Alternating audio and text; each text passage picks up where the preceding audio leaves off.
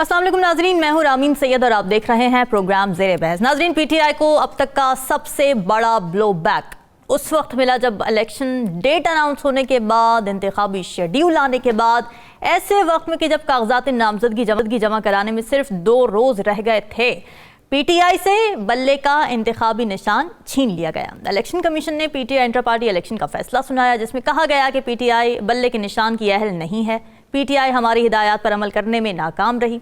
अब नाज़रीन, ये इंटर पार्टी इलेक्शन जब हुए थे तो अकबर अज़ बाबर जो पीटीआई के बानी रुकन हैं, उनकी जानिब से इलेक्शन कमीशन में कुछ एतराज़ात जमा करवाए गए थे इन इलेक्शन से रिलेटेड। वो एतराज़ात थे क्या? वो ये थे कि पीटीआई पर एतराज़ आयद किया गया कि उसने खुफिया तौर पर इंतखाबात करवाए। एतराज़ था कि किसी भी मेंबर को इलेक्शन लड़ने की इजाज़त नहीं दी गई। पीटीआई के दफ्तर में कागजात नामजदगी नहीं थे। जब तहकीकात का आगाज़ हुआ तो इलेक्शन कमीशन के पॉलिटिकल फाइनेंस विंग ने नियाज़ुल्लाह नियाज़ी की बतौर चीफ इलेक्शन कमिश्नर तैनाती पर भी एतराज़ उठाया, क्योंकि उनको तैनात किया था पार्टी के सेक्रेटरी जनरल उमर अयूब ने। मगर इलेक्शन कमीशन ये कहता है कि उमर अयूब को किसी आईनी फोरम ने सेक्रेटरी जनरल तैनात ही नहीं किया, लिहाजा उमर अयूब नियाज़ुल्लाह नियाज़ी को पार्टी चीफ इलेक्शन कमिश्नर तैनात नहीं कर सकते थे। यानी इस हिसाब से पार्टी के जिस इलेक्शन कमिश्नर ने ये इलेक्शन करवाए, कानूनी तौर पर उनको ये इख्तियार ही नहीं था। अब फैसले में ये भी कहा गया कि पीटीआई के वकील ने एतराफ़ किया है, खुद एतराफ़ किया है कि पीटीआई इलेक्शन कमिश्नर की तैनाती में तरीक़ाकार इख्तियार नहीं कर सकी थी, जो कि आईनी तरीक़ाकार था। अब पीटीआई ने इस फैसले को, जो इलेक्शन कमीशन की जानिब से आया, बल्ले का निशान उड़ा दिया गया, इसको मुस्तरद किया है। बैरिस्टर गौहर ये कहते हैं कि इलेक्शन कमीशन के फैसले के खिलाफ हम हाई कोर्ट जाएंगे, इलेक्शन का बॉयकॉट नहीं करेंगे। लेकिन नाज़रीन, सवाल यहाँ पर यह कि अगर ये फैसला बरकरार रहता है तो क्या तहरीक इंसाफ बल्ले के बगैर खेल पाएगी? इसी पर डिस्कशन करेंगे। हमारे साथ मौजूद है सीनियर तजियाकार नजमुल साकिब साहब, राव खालिद साहब पर स्टूडियो से हमारे साथ मौजूद होंगे। नजमुल साकिब साहब, ये जो लकूनास मैंने अभी अपने इंट्रो में बयान किए हैं, पीटीआई ने ये लकूनास छोड़े, ये पीटीआई की गलती थी या ईसीपी ने इनको माइक्रो स्क्रूटनाइज किया, ये उनकी बदनीयती थी जैसे पीटीआई कह रही है? रमीन, इसमें सिर्फ ये देखना है आपने कि आप टेबल के किस तरफ बैठे हैं, क्योंकि इंटरप्रिटेशन जो तशरीहात हैं वो अपनी अपनी होती हैं। राइट। मैं तो ये देख रहा हूँ कि अगर बल्ला फर्ज करें नहीं मिलता तो क्रिकेट में तो और भी बहुत सारी चीज़ें हैं। मिसाल के तौर पे गेंद है, मिसाल के तौर पे आपके पैड्स हैं, पिच आती है, विकटें आती हैं। तो ये तो कोई बात ही नहीं है कि बल्ला नहीं मिला या बल्ला नहीं। और उसमें जो असली बात है, जो पीटीआई वाले कह रहे हैं, जो हम तक बातें पहुँच रही हैं कि जी बल्ला नहीं मिलेगा तो काम नहीं चलेगा, मेरे ख्याल में मैं इस चीज़ से इत्तेफाक नहीं करता। देखिए, वोट बैंक है इमरान खान का, वो चाहे बल्ला ले, चाहे वो गेंद ले, चाहे वो कोई भी उसके पास हो। असल मसला क्या है? असल मसला ये है कि क्या इमरान खान को इलेक्शन लड़ने दिया जाएगा कि नहीं। क्या ईसीपी इमरान खान को कोई भी दे दे निशान, इससे कोई फर्क नहीं पड़ता। असल सवाल ये है क्या उसको यानी इलेक्शन में हिस्सा लेने की इजाज़त होगी कि नहीं, क्योंकि एक सर्वे के मुताबिक ये है कि अगर इमरान खान ने इस 8 फरवरी के इलेक्शन में हिस्सा नहीं लिया तो तकरीबन 63% जो वोटर्स हैं वो वोट ही नहीं देंगे। तो इससे क्या पता लगा? इससे पता लगा कि बल्ले बुल्ले की तो बात ही कोई नहीं है, ये तो आप चलता रहेगा। देखिए, माजी में भी हमने ऐसी चीजें देखी हैं। आप तलवार छीन लेते हैं, लोग तीर से जीत जाते हैं, और आप मारने की कोशिश करते हैं लेकिन भुट्टो अभी तक जिंदा है। अब यह है कि इस वक्त की सूरत हाल में अगर हम देखें तो मेरे नजदीक बल्ले का मिलना ना मिलना ये छोटी सी अना का मसला बनाया जा सकता है। अपील में जाएंगे, अपील में या तो फैसला होगा आपके हक में या फिर नहीं होगा, आपके खिलाफ होगा। दोनों सूरतों में मुझे ये बताइएगा कि अगर इमरान खान ही बीच में नहीं है तो किस बल्ले पे लोग वोट देंगे? और वो मैंने जिस तरह बताया 63% लोगों ने ये कहा है हम तो वोट ही नहीं देंगे। इसका क्या मतलब है? इसका मतलब ये है कि इमरान खान को अगर इजाजत मिलती है, उसको कोई भी निशान मिलता है, उसकी फोटो ही काफी है। अब यह है कि क्या इमरान खान को इलेक्शन में हिस्सा लेने की इजाजत होगी कि नहीं, पीटीआई का क्या मुस्तकबिल होगा, इलेक्शन में क्या सूरत हाल डेवलप होगी। मेरी असेसमेंट में यह है कि 2 सवाल अगर उसके जवाब मुझे, राव साहब को, आपको और पाकिस्तानी अवाम को मिल जाएं तो हम आज बैठ के ये फैसला कर सकते हैं कि इमरान खान इलेक्शन में हिस्सा ले रहे हैं कि नहीं। पहला सवाल, क्या कैलेंडर में से 9 और 10 मई की डेटें निकाल सकते हैं आप? इसका जवाब दीजिए। दूसरा सवाल, क्या इलेक्शन के आने तक इमरान खान मुल्क की सलामती के लिए खतरा रहेगा कि नहीं? ये 2 सवाल हैं। ठीक है, इन 2 सवालों के जवाब मुझे दे दीजिए और हम सब मिलके आपको बता देंगे कि जी इमरान खान साहब जो हैं वो इस इलेक्शन में हिस्सा ले रहे हैं बल्ले के बगैर या बल्ले के साथ, इससे कोई फर्क नहीं पड़ता। असल चीज ये है कि आपने एक बड़ी पार्टी के एक बड़े लीडर को इस वक्त जेल में रखा हुआ है और उसकी कुछ वजूहात हैं, वो कोई ऐसे जबरदस्ती नहीं रखा हुआ, उसकी कुछ वजूहात हैं, कानूनी कार्रवाइयां हैं, तोशा खाना है, साइफर है, वगैरह वगैरह। अब ये है कि उस पे ये कहा जाए कि जी ये सिस्टम ऐसा है, सिस्टम, मैं अभी पढ़ रहा था अखबार में कि हमारे जो डोनाल्ड ट्रंप साहब हैं उधर उनके साथ ये कुछ इस किस्म की चीज हो रही है और वो सिस्टम की बातें कर रहे हैं कि सिस्टम देखें, यहाँ की स्टैब्लिशमेंट यानी कि अमेरिका की स्टैब्लिशमेंट जो है वो मेरे खिलाफ है। अच्छा, अब ये है कि जो आपने कैपिटॉल पे हमला किया था उसकी क्या है बातचीत, जरा उस पर बात करते हैं। और इस वक्त की आखिरी बात, क्योंकि आपने यानी राव साहब से भी पूछना होगा, हम मिल के आपको राय देंगे। मुझे ये बताइएगा कि जब आप सिस्टम के चेंज की बात करते हैं, चाहे वो इलेक्शन का सिस्टम है, चाहे वो आपके मुल्क का कोई एस्टैब्लिश्ड सिस्टम है, तो आप उस वक्त क्यों नहीं करते जब आप इक्तिदार में होते हैं? मिसाल के तौर पे 4 साल आपके पास थे, आपने क्या किया इस सिस्टम को चेंज करने के लिए? बिल्कुल, exactly, या अगर नून लीग की बात करते हैं, वो कभी शिकायत करते कि आपने जब इक्तिदार में थे और अभी आइंदा आने वाली हुकूमत के लिए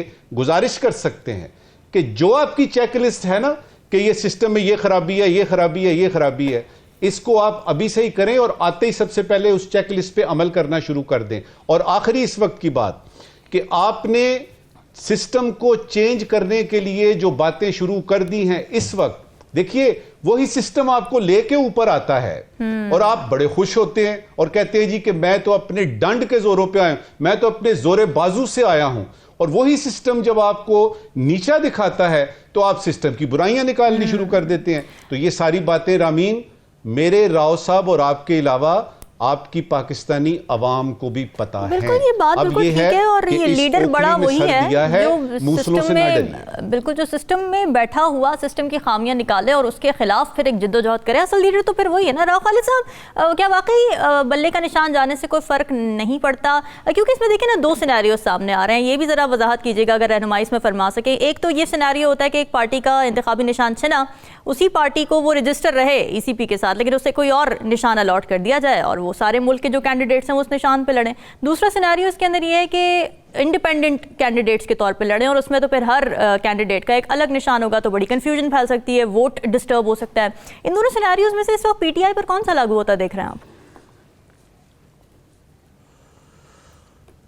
अच्छा, इसका मैं जवाब देता हूँ। पहले मैं थोड़ा सा जो नजम साकिब साहब ने बात की सिस्टम की और सिस्टम के साथ चलने की और फिर कभी किसी से मुरव्वत कभी किसी से मोहब्बत, एक शेर मुझे बड़ा याद आ रहा था जी। उसने कहा था कि शिद्दत दर्द से शर्मिंदा नहीं मेरी वफा, दोस्त गहरे हैं तो फिर जख्म भी गहरे होंगे। तो आप जितना करीब, जितनी दोस्ती करते हैं, जितनी मोहब्बत जताते हैं अपने उस वक़्त, तो फिर जब आपको लगता है कि शायद दोस्ती अब नहीं रही, तो फिर ज़ख्मों का फिर इतना ही गहरा होना है। फिर ज़रा उसमें हौसला करें, फिर एहतियात भी करें और हौसला भी करें और आइंदा के लिए कोशिश करें कि वो करीब, वो जो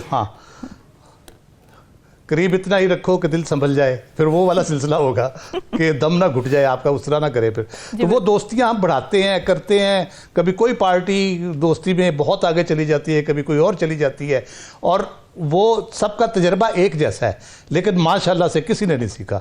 चार्टर ऑफ डेमोक्रेसी भी कर लिया, वादे भी कर लिए, सब कुछ कर लिया, सीखा किसी ने नहीं। अपने तई सियासतदानों को अपने मसाइल खुद हल करने चाहिए, अपना रास्ता खुद ठीक करना चाहिए, अपने सिस्टम को खुद बेहतर बनाना चाहिए, मुल्क को ठीक रास्ते पे खुद चलाना चाहिए, बजाय इसके कि आप कभी उसको गिराने के लिए किसी का सहारा ले, कभी दूसरे को गिराने के लिए, कभी जुडिशरी को आप अदाकार बना लें, कभी आप एस्टेब्लिशमेंट की छाया छतर के नीचे बैठ के दूसरों को तंग करने की कोशिश करें, कभी डैब का इस्तेमाल करें। तो ये इस तरह मामले नहीं चलते। अच्छा, जहाँ तक हम बल्ले पे आ जाते हैं जी, देखिए 1987 के बल्दियाती इलेक्शन हुए थे, जनरल ज़ियाउल हक उस वक़्त मार्शल यानी थे, हमारे सदर थे, और उनके ज़ेरे नगी हुए। पीपल्स पार्टी को शिरकत की इजाज़त नहीं थी और वो वैसे ही नॉन पार्टी बेसिस पे होते थे। पीपल्स पार्टी ने उस वक़्त एक टर्म निकाली थी, अवाम दोस्त उम्मीदवार। अच्छा, ठीक है। तो बल्दियाती इलेक्शन में अवाम दोस्त उम्मीदवार, और मोस्टली उनका जहां से भी लड़े उनका निशान छतरी था। यानी वो एक कॉमन फैक्टर उसमें, एक तो उसका नाम आ गया उन कैंडिडेट्स का, अवाम दोस्त कैंडिडेट, ठीक है। उसके बाद छतरी मोस्टली लोगों के पास था और वो बड़ी तादाद में जीत गए। वो एक तरीकाकार इख्तियार किया गया। तो ये ऐसी बात नहीं है कि अगर नहीं भी होता निशान, अगर वाकई एक जमात की पॉपुलैरिटी है, उसका वोट बैंक है, तो उसके कैंडिडेट्स को वो किसी भी इंसाफ उम्मीदवार या वो जस्टिस फॉर कैंडिडेट्स इस तरह करके वो करके कोई भी नाम दे के, कोई भी टर्म दे के उसको इंसाफियंस या वॉट एवर, ठीक है।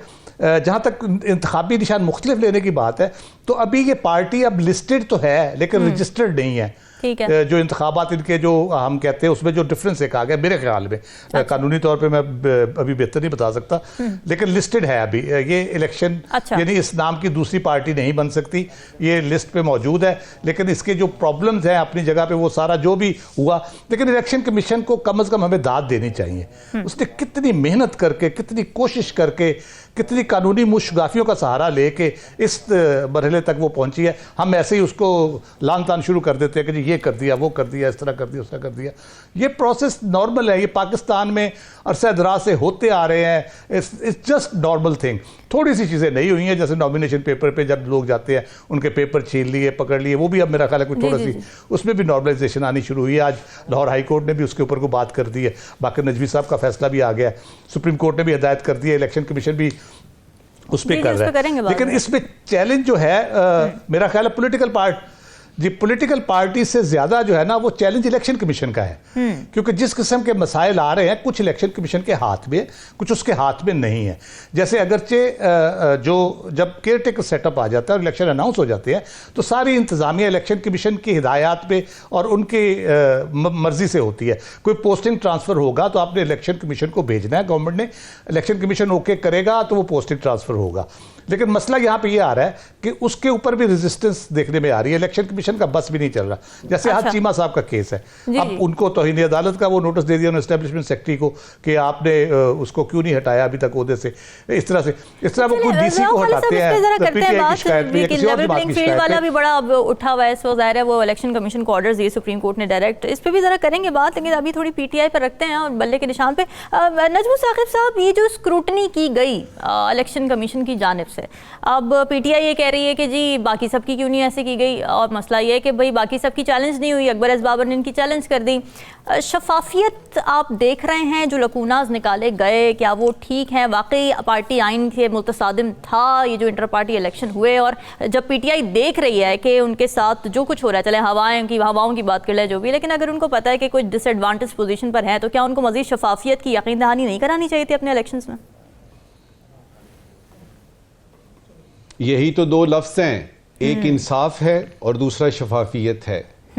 अगर आप पाकिस्तान की इलेक्शन में या इलेक्शनों की तारीख देखें या सियासी पार्टियों को देखें, या आप बहुत सारी मिलिट्री भी पावर्स आई, उन्होंने भी आके पाकिस्तान को रूल किया, दुनिया की तारीख देख लीजिए, उसमें जो पहली आह निकलती है वो हारने वाले की होती है, चाहे वो कोई केस है। अब देखिए ना, वही जज कहता है कि जी साइफर केस में फलाना, तो एक पार्टी धमाले डालती है, एक जो है वो। ये इसी तरह है जिस तरह एक खेल का मैदान नहीं है रामीन, फर्ज करें कि फुटबॉल का मैच हो रहा है, अब उसमें एक ही मैच है, एक टीम हारती है, एक टीम जीतती है। जो जीतती है उसके लिए वो फुटबॉल का मैच जो है वो याद रखने वाला है, जो हारती है वो क्या करेगी, देखें जी अंपायर ने फलाने वक्त जो है ना फलानी सीटी मारी थी ना, उस वजह से हमारा, या ये जो येलो कार्ड और रेड कार्ड दिया गया ये गलत दिया गया, कहां चली जाती है? एब्सोल्युटली। और मुझे ये स्पोर्ट्समैन स्पिरिट की जो बात आप कर रही है ना, इमरान खान साहब से बड़ा स्पोर्ट्समैन इस वक्त सियासत में कोई नहीं है।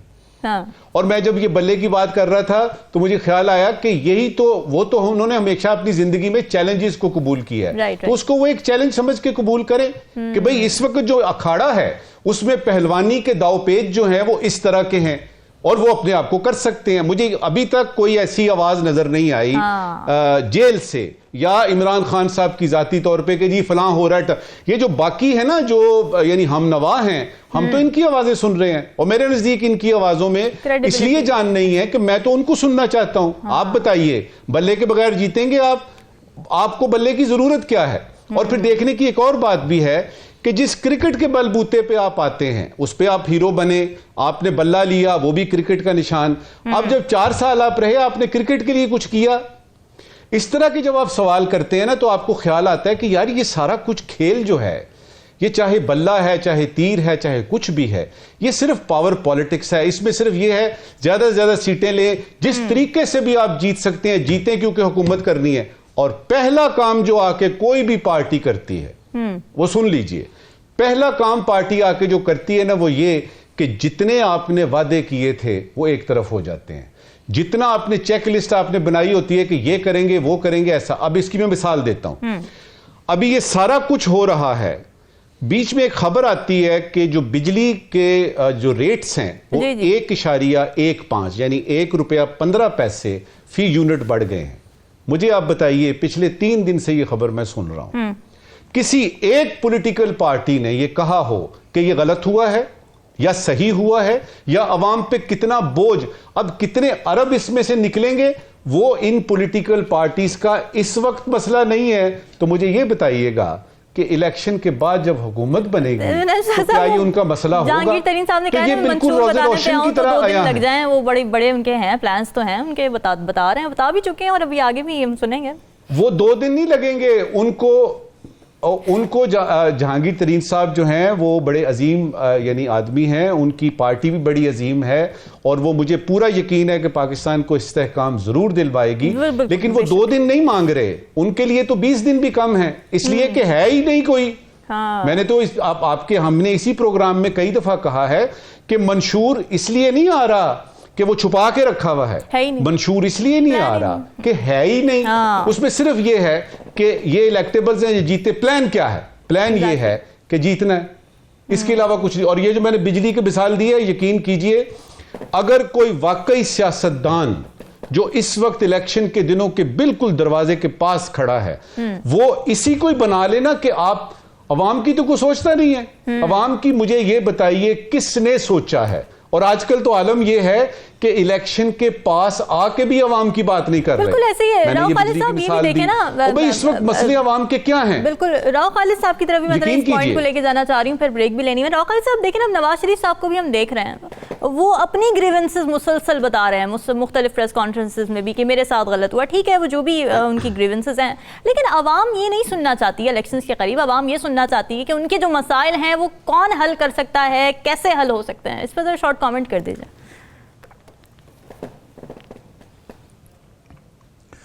देखिए, उनके मसाइल तो आप अभी इलेक्शन के हवाले से ही देख लें कि 5 साल में एक दफ़ा वोट देना होता है, वो भी उनके लिए मुश्किल बनता जा रहा है कि पता नहीं वो जिससे 68% की बात करें वोट दे पाते हैं कि नहीं दे पाते।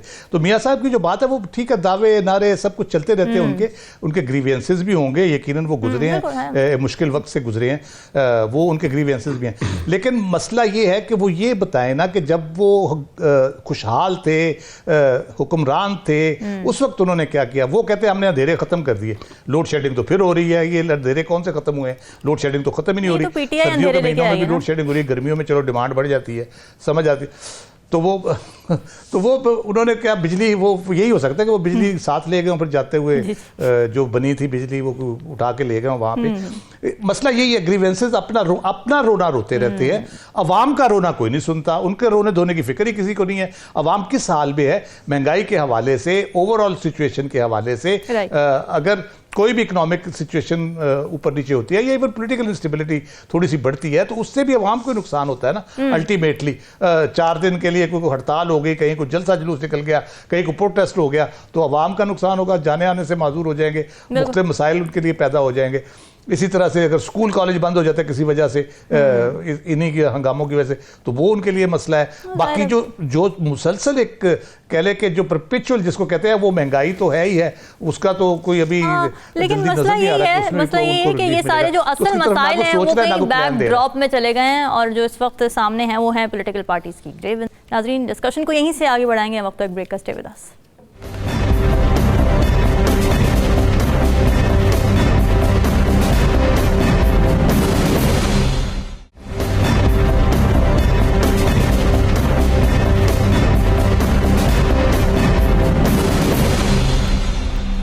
वेलकम बैक नाजरीन। बात हो रही थी मुख्तलिफ पॉलिटिकल पार्टीज़ के चैलेंजेस के हवाले से, खुसूसन PTI की, क्योंकि बल्ले का निशान उनसे छिन चुका है। उनके पास ऑप्शंस अब क्या क्या हैं और बेस्ट ऑप्शन हो क्या सकता है। नजमुल साकिब साहब, एक ये बात भी सामने आ रही है कि अगर तो उनको कोई और निशान अलॉट नहीं होता तो फिर उनके पास एक तो इंडिपेंडेंटली लड़ने का ठीक है ऑप्शन है, दूसरा एक और ऑप्शन भी सामने आ रहा है, वो ये कि वो मुख्तलिफ पार्टीज़ जिनके साथ उनको लगता है कि कोई नज़रियाती ओवरलैप है मौजूद या पॉलिटिकली उनको कोई फ़ायदा हो सकता है, वो उनके साथ इत्तेहाद में चले जाएं। वो तमाम जो कैंडिडेट्स हैं, क्या ऑप्शन है इस वक्त पॉलिटिकली? किसके साथ PTI को आप जाते देख रहे हैं और क्या उनको जाना चाहिए?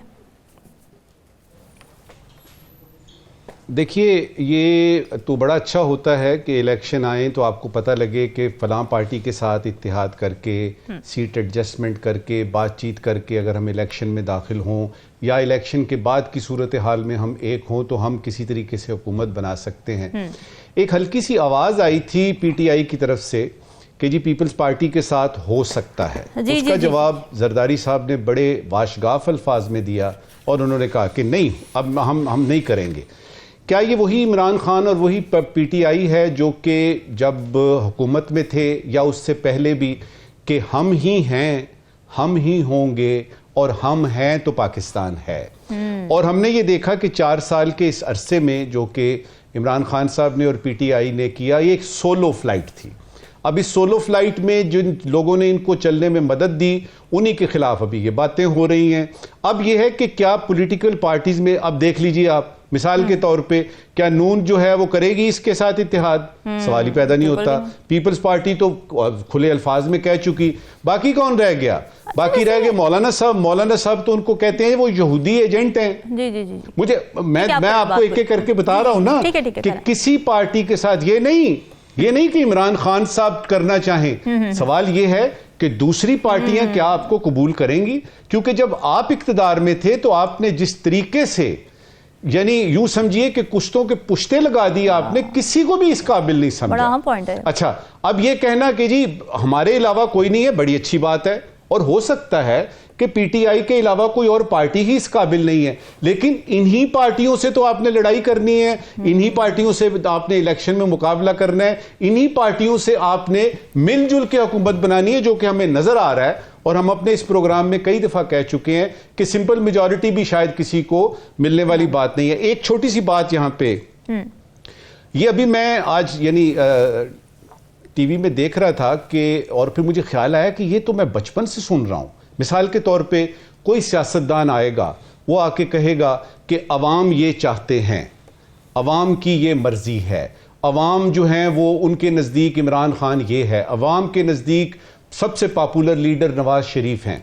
मुझे ये समझ नहीं आती ये किस बेसिस पे ये बात होती है। ये बड़ा ज़रूरी है जानना, क्योंकि जिस अवाम को मैं जानता हूं या जिस अवाम का मैं हिस्सा हूं, उसका तो ये मसला ही नहीं है। उसका तो मसला है महंगाई कम हो, और वो आपके मंशूर में नहीं है।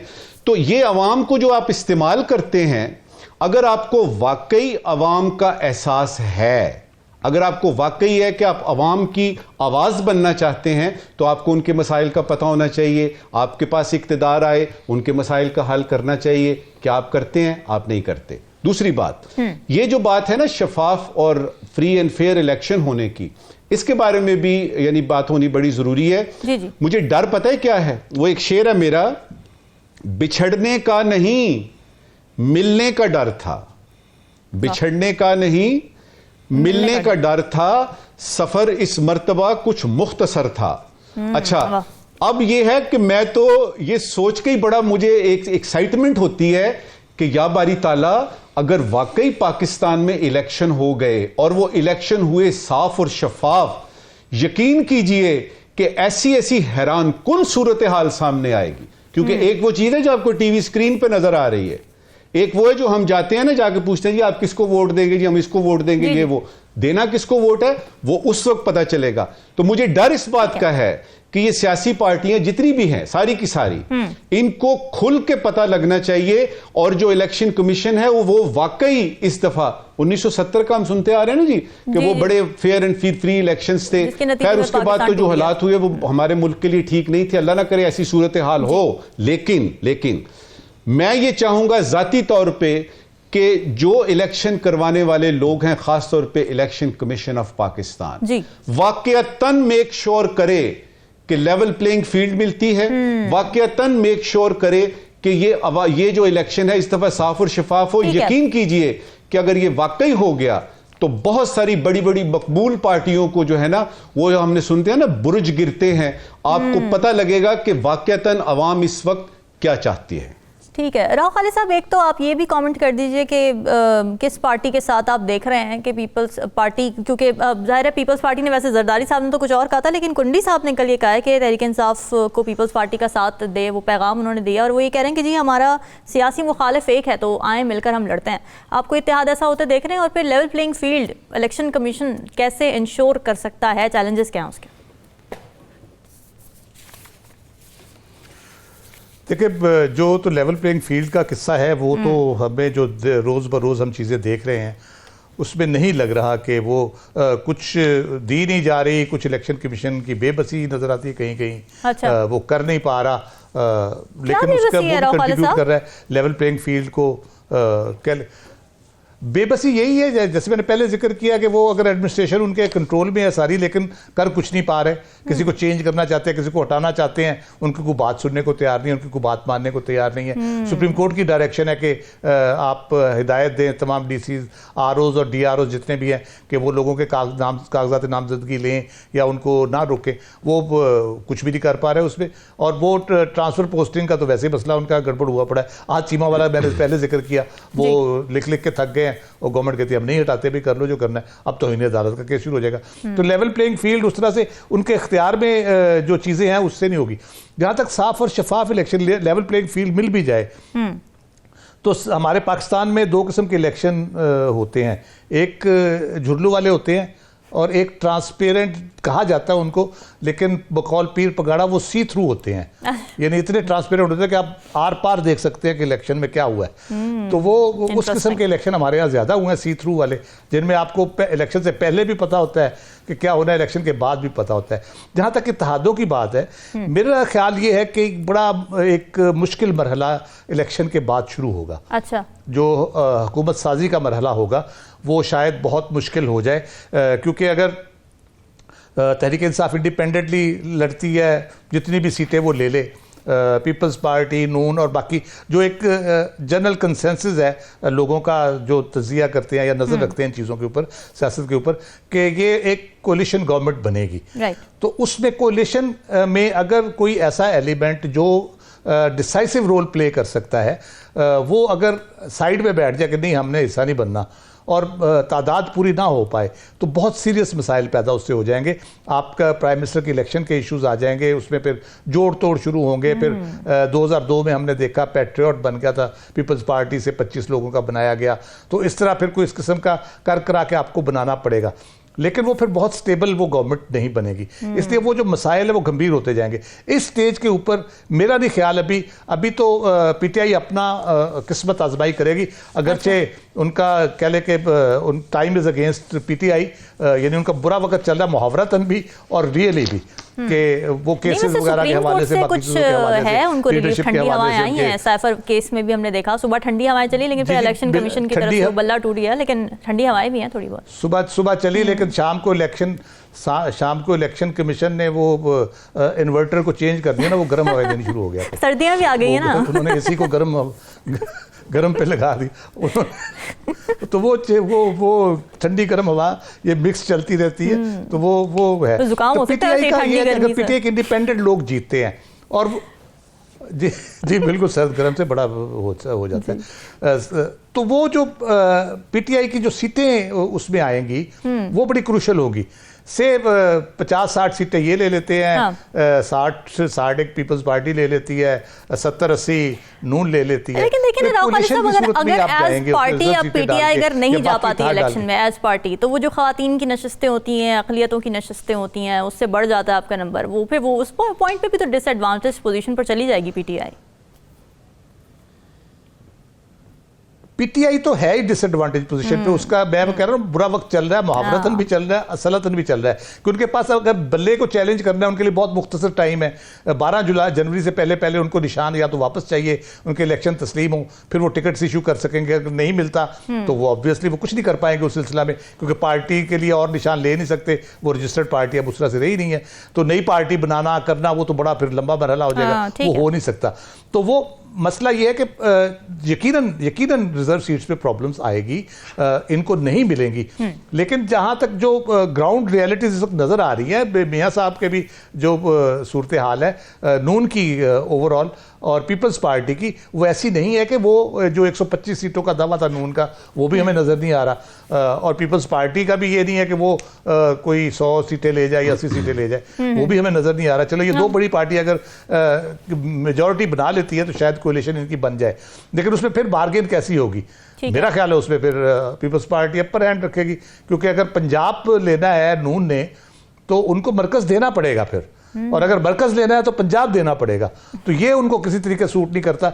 वो फिर जो कह रहे हैं कि मियां साहब के हवाले से आ रही हैं खबरें कि उन्होंने कहा कि अगर हमें मरकज में वाज़ेह अक्सरियत नहीं मिलती और पंजाब भी नहीं मिलता तो हम बाहर बैठेंगे, हम फिर हुकूमत का हिस्सा नहीं बनेंगे। तो अगर उनकी ये अप्रोच है, पीटीआई भी साइड पे बैठ जाती है, तो पीपल्स पार्टी के पास क्या इतनी सीटें होंगी, या कोalition के साथ वो इतनी सीटें कर सकेंगे कि वो एक कंफर्टेबली हुकूमत बना सके, या उनको भी फिर किसी को उसको पीटीआई को ऑफर करनी पड़ जाए कि भाई हम आपको देते हैं प्राइम मिनिस्टरशिप, आप ले, हम सिंध में खुश हैं तो आप प्राइम मिनिस्टर बन जाए, पंजाब हम मिलकर कर चला लेते हैं। इस किस्म की स्कीम ये इलेक्शन के बाद बनेगी, उससे पहले मुझे बनती नजर नहीं आ रही।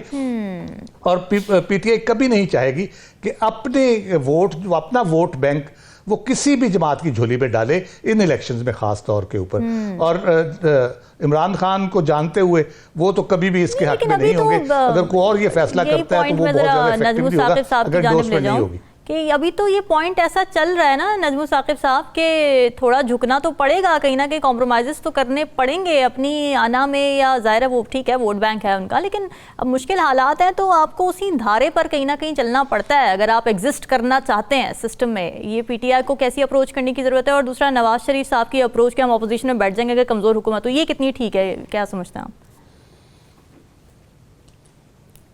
सबसे पहली बात तो ये है कि अगर जो डाली झुकना नहीं जानती वो टूट जाती है, ये हमें बहुत अरसे से, बहुत पहले से पता है।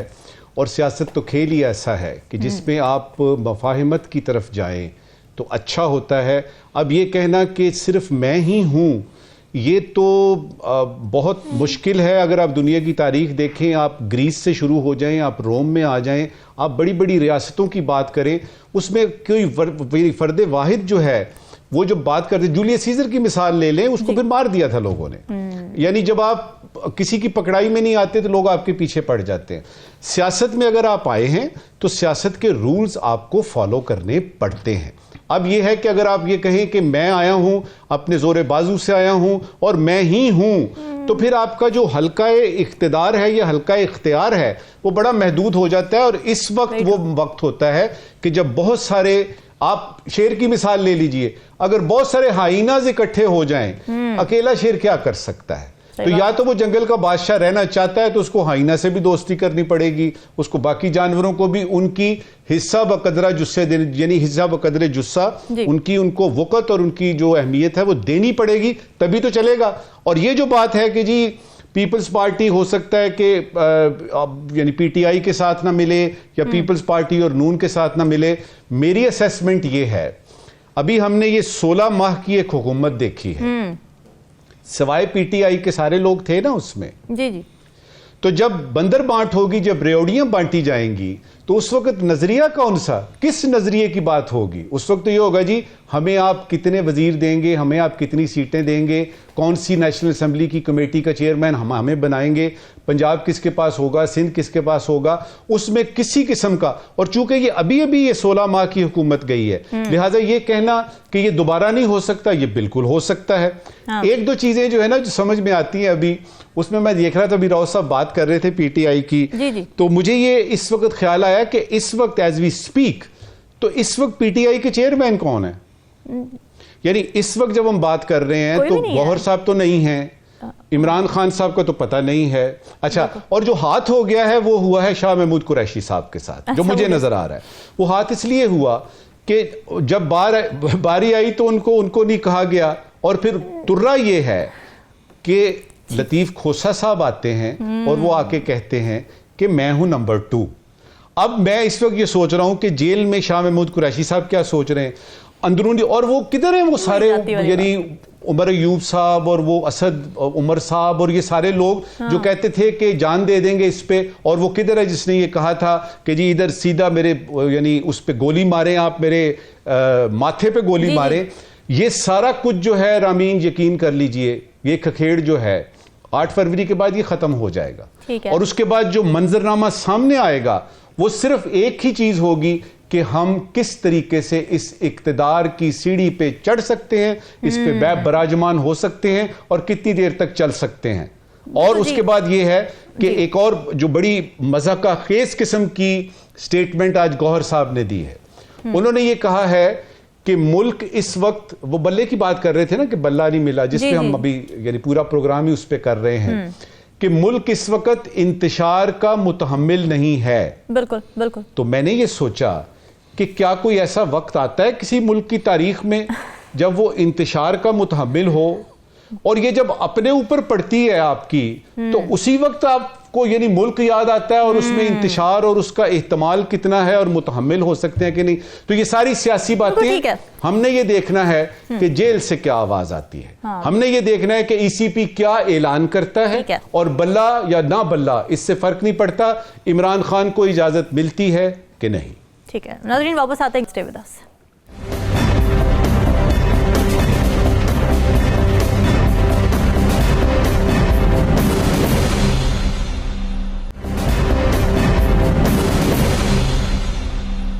प्रोग्राम में नाज़रीन आपको एक बार फिर खुशामदीद। राव खालिद साहब, पीटीआई अगर इलेक्शन 2024 जो कि 8 फरवरी को होने हैं, अगर उससे बाहर होती है, पीटीआई एज पीटीआई और बल्ले का निशान इलेक्टोरल बैलेट पेपर पर नहीं होता, तो इलेक्शन की क्रेडिबिलिटी कितना बड़ा सवालिया निशान बन सकती है आपके तज्जिए में?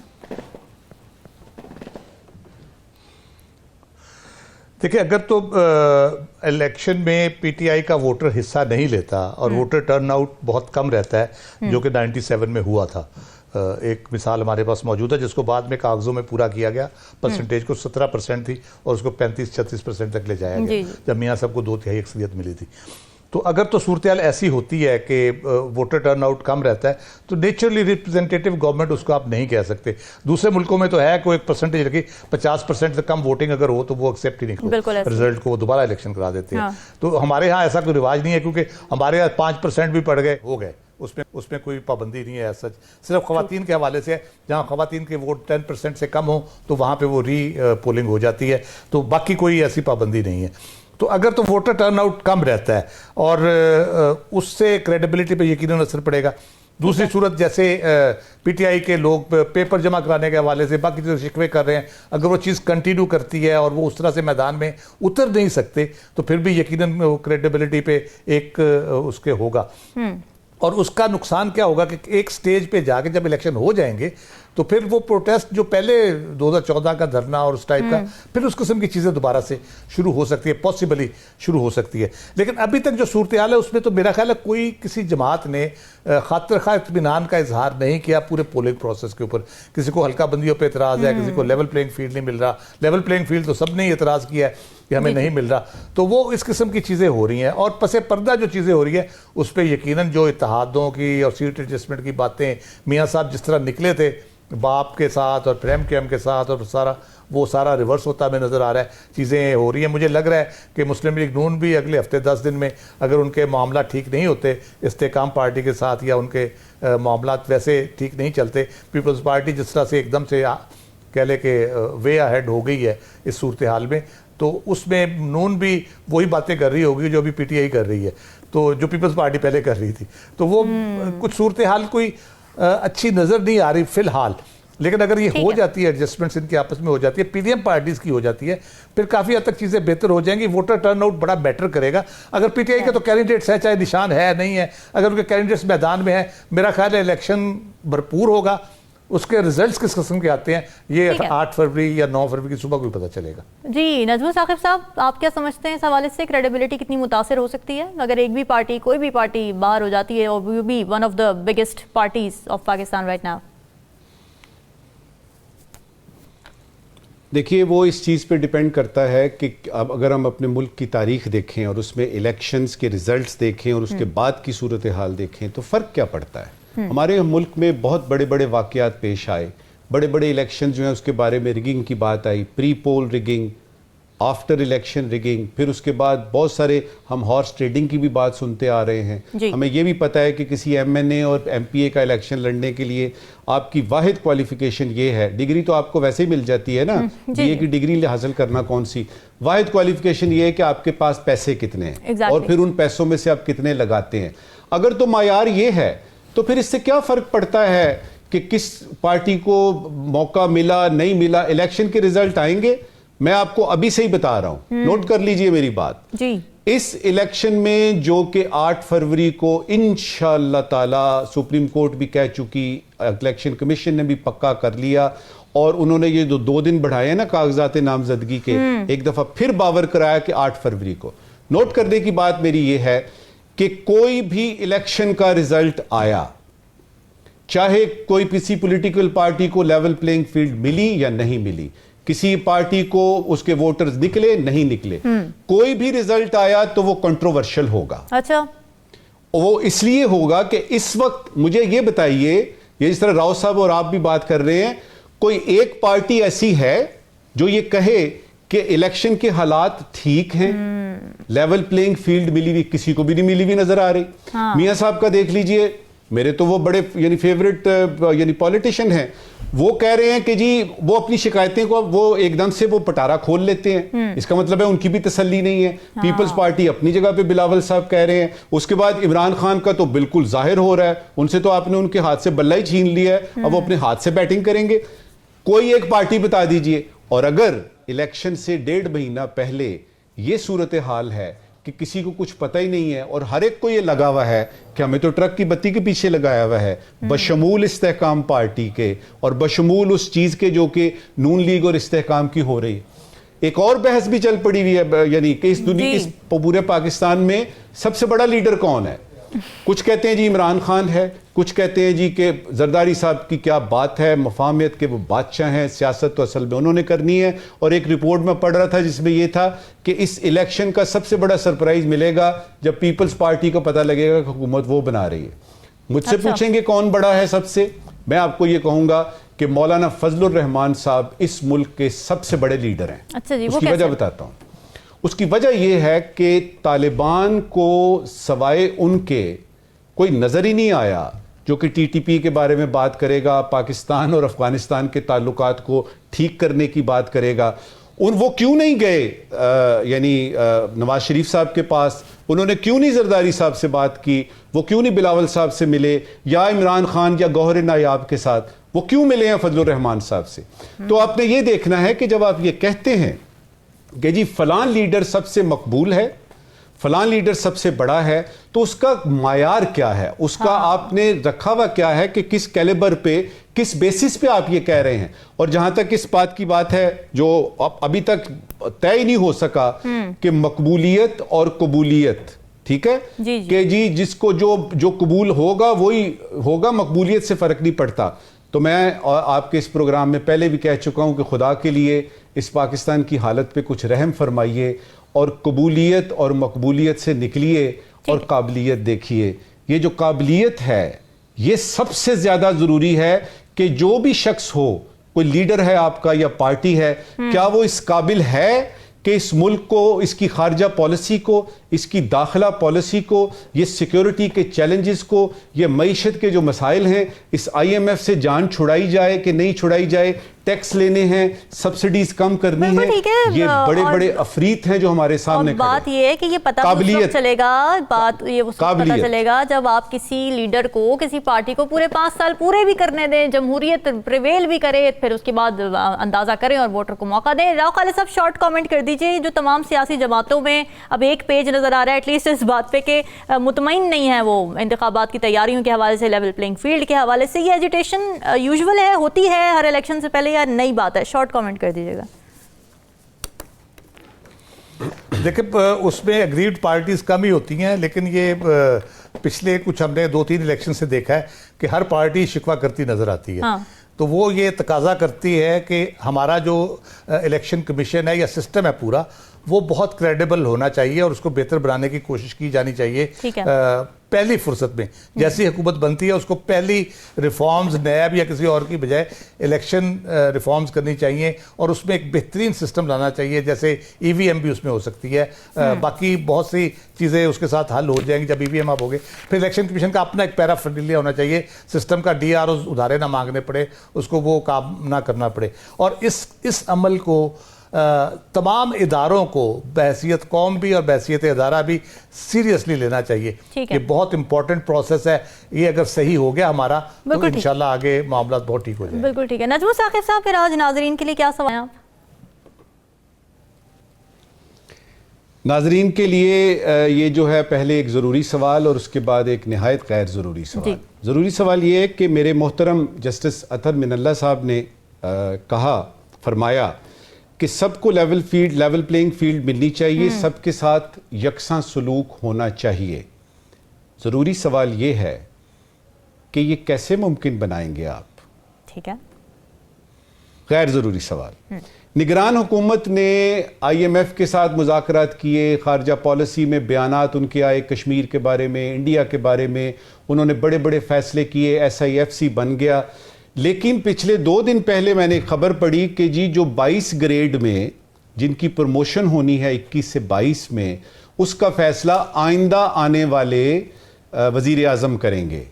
ये बहुत सख्त ज़्यादती है। मैं अपने वज़ीर आज़म से दरख्वास्त करूंगा, ये देखिएगा आइंदा वज़ीर आज़म फ़र्ज़ करें 6 महीने बाद, 8 महीने बाद आते हैं, इन 6-8 महीनों में कुछ लोग 21 में ही रिटायर हो जाएंगे, तो उनका भी कुछ फैसला कर दीजिए, बोर्ड की मीटिंग कराइए। तो सवाल ये है कि आपने इतने बड़े बड़े फैसले किए तो ये फैसला भी कर लें, तो क्या इसमें हरज है? बिल्कुल ठीक है। नाजरीन, ये सवाल आपके लिए छोड़ के जा रहे हैं, हमें दीजिए इजाजत। अल्लाह हाफ़िज़।